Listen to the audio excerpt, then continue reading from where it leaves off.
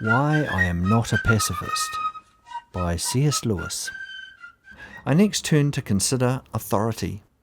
Authority is either special or general, and again either human or divine. The special human authority which rests on me in this matter is that of the society to which I belong. That society, by its declaration of war, has decided the issue against pacifism in this particular instance, and by its institutions and practice for centuries, has decided against pacifism in general. If I am a pacifist, I have Arthur and Alfred, Elizabeth and Cromwell, Walpole and Burke against me. I have my university, my school, and my parents against me.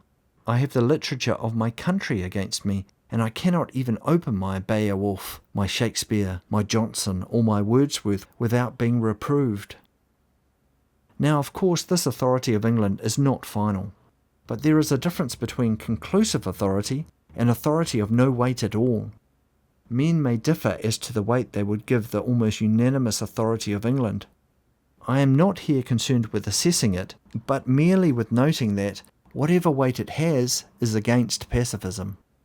And, of course, my duty to take that authority into account is increased by the fact that I am indebted to that society for my birth and my upbringing, for the education which has allowed me to become a pacifist, and the tolerant laws which allow me to remain one.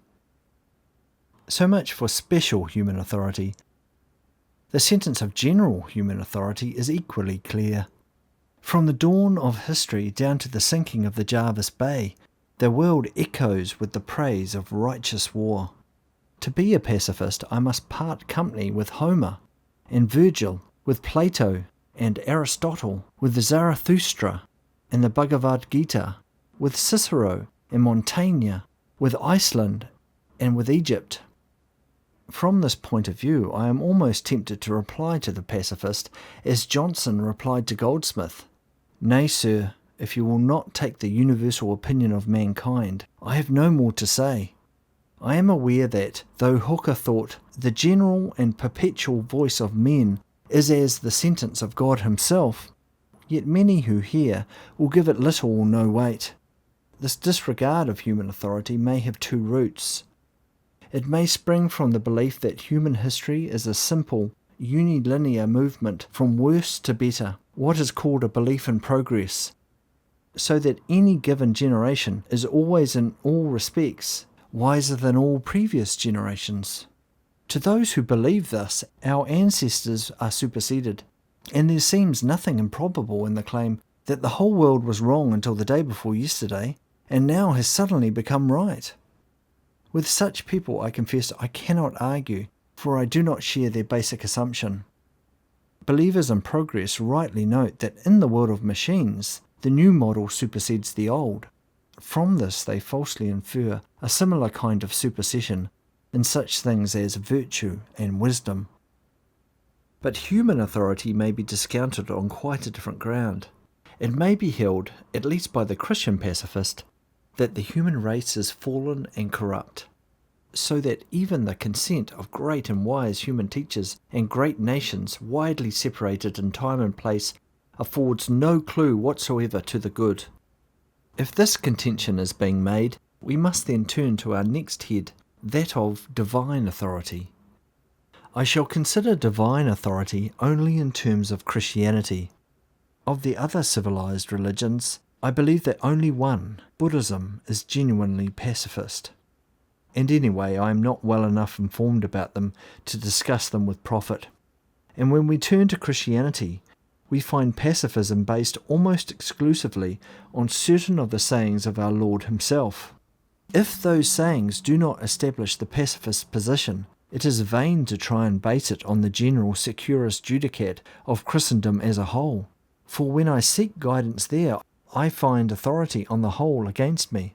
Looking at the statement which is my immediate authority as an Anglican, the 39 Articles, I find it laid down in black and white that it is lawful for Christian men at the commandment of the magistrate to wear weapons and serve in the wars. Dissenters may not accept this. then I can refer them to the history of the Presbyterians, which is by no means pacifist. Papists may not accept this. Then I can refer them to the ruling of Thomas Aquinas that, even as princes lawfully defend their land by the sword against disturbance from within, so it belongs to them to defend it by the sword from enemies without. Or if you demand patristic authority, I give you St. Augustine. If Christian discipleship wholly reprobated war, then to those who sought the counsel of salvation in the gospel, this answer would have been given first, that they should throw away their arms and withdraw themselves altogether from being soldiers. But what was really said to them was, intimidate no man, and be content with your pay. When he bade them to be content with their Jew soldiers' pay, he forbade them not to be paid as soldiers. But of checking individual voices there would be no end. All bodies that claim to be churches, that is, who claim apostolic succession and accept the creeds, have constantly blessed what they regarded as righteous alms. Doctors, bishops, and popes, including I think the present pope, have again and again discountenanced the pacifist position. Nor, I think, do we find a word about pacifism in the apostolic writings, which are older than the Gospels and represent, if anything does, that original Christendom whereof the Gospels themselves are a product. The whole Christian case for pacifism rests, therefore, on certain dominical utterances, such as, resist not evil, but whosoever shall smite thee on the right cheek, turn to him the other also. I am now to deal with the Christian who says that this is to be taken without qualification. I need not point out, for it has doubtless been pointed out to you before, that such a Christian is obliged to take all the other hard sayings of our Lord in the same way. For the man who has done so, who has on every occasion given to all who ask him, and has finally given all he has to the poor, no one will fail to feel respect. With such a man I must suppose myself to be arguing, for who would deem worth answering that inconsistent person who takes our Lord's words à la rigueur when they dispense him from a possible obligation, and take them with latitude when they demand that he should become a pauper? There are three ways of taking the command to turn the other cheek. One is the pacifist interpretation. It means what it says, and imposes a duty of non-resistance on all men in all circumstances. Another is the minimalizing interpretation. It does not mean what it says, but is merely an oriental hyperbolical way of saying that you should put up with a lot and be placable. Both you and I agree in rejecting this view. The conflict is therefore between the pacifist interpretation and a third one which I am now going to propound. I think the text means exactly what it says, but with an understood reservation in favour of those obviously exceptional cases which every hearer would naturally assume to be exceptions without being told. Or to put the same thing in more logical language, I think the duty of non-resistance is here stated as regards injuries simpliciter, but without prejudice to anything we may have to allow later about injuries secundum quid. That is, insofar as the only relevant factors in the case are an injury to me by my neighbour and a desire on my part to retaliate, then I hold that Christianity commands the absolute mortification of that desire. No quarter whatever is given to the voice within us which says, "He's done it to me, so I'll do the same to him." But the moment you introduce other factors, of course, the problem is altered. Does anyone suppose that our Lord's hearers understood him to mean that if a homicidal maniac attempting to murder a third party tried to knock me out of the way, I must stand aside and let him get his victim? I, at any rate, think it impossible they could have so understood him. I think it equally impossible that they supposed him to mean that the best way of bringing up a child was to let it hit its parents whenever it was in a temper, or when it had grabbed at the jam to give it the honey also. I think the meaning of the words was perfectly clear. Insofar as you are simply an angry man who has been hurt, mortify your anger and do not hit back. However, one would have assumed that insofar as you are a magistrate struck by a private person, a parent struck by a child, a teacher by a scholar, a sane man by a lunatic, or a soldier by the public enemy, your duties may be very different. Different because there may be then other motives than egotistical retaliation for hitting back. Indeed, as the audience were a private people and a disarmed nation, it seems unlikely that they would have ever supposed our Lord to be referring to war. War was not what they would have been thinking of. The frictions of daily life among villagers were more likely to be in their minds. That is my chief reason for preferring this interpretation to yours. Any saying is to be taken in the sense it would naturally have borne in the time and place of utterance.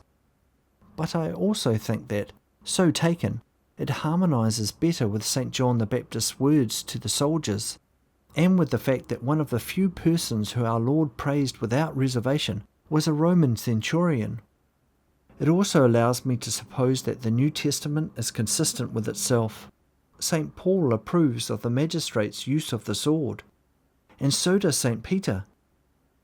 If our Lord's words are taken in that unqualified sense which the pacifist demands, we shall be then forced to the conclusion that Christ's true meaning, concealed from those who lived in the same time and spoke the same language, and whom he himself chose to be his messengers to the world, as well as from all their successors, has at last been discovered in our own time. I know there are people who will not find this sort of thing difficult to believe, just as there are people ready to maintain that the true meaning of Plato or Shakespeare, oddly concealed from their contemporaries and immediate successors, has preserved its virginity for the daring embraces of one or two modern professors. But I cannot apply to divine matters a method of exegesis which I have already rejected with contempt in my profane studies. Any theory which bases itself on a supposed historical Jesus, to be dug out of the Gospels and then set up in opposition to Christian teaching, is suspect. There have been too many historical Jesuses: a liberal Jesus, a pneumatic Jesus, a Barthian Jesus, a Marxist Jesus. They are the cheap crop of each publisher's list, like the new Napoleons and new Queen Victorias. It is not to such phantoms that I look for my faith and my salvation. Christian authority then fails me in my search for pacifism. It remains to inquire whether, if I still remain a pacifist, I ought to suspect the secret influence of any passion. I hope you will not here misunderstand me.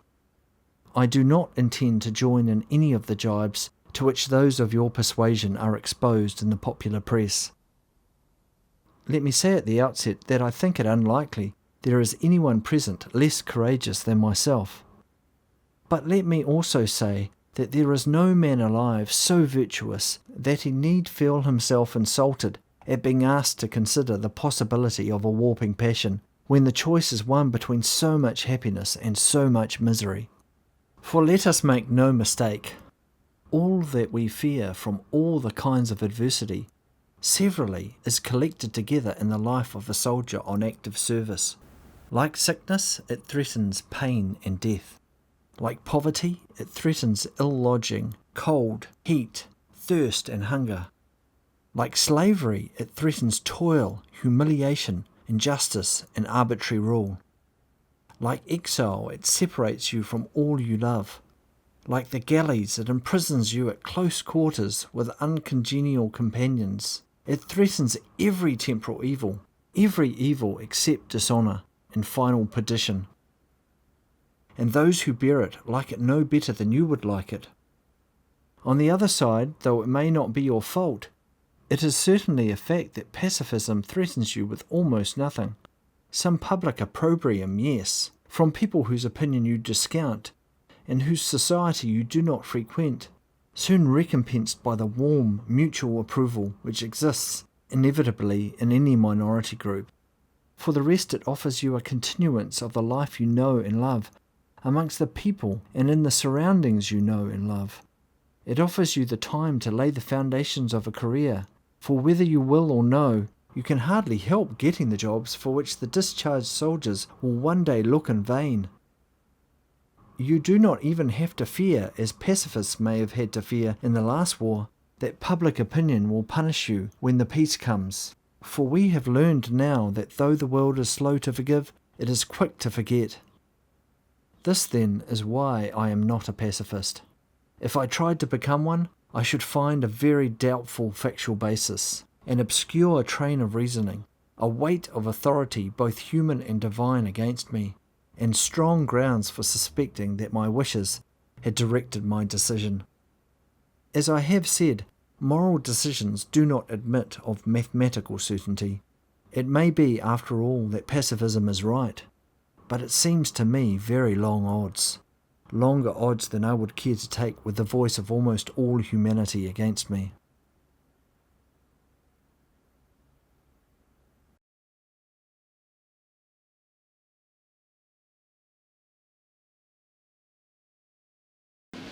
Sir, I have myself full confidence that if all do their duty, if nothing is neglected, and if the best arrangements are made, as they are being made, we shall prove ourselves once more able to defend our island home, to ride out the storm of war, and to outlive the menace of tyranny, if necessary for years, if necessary alone.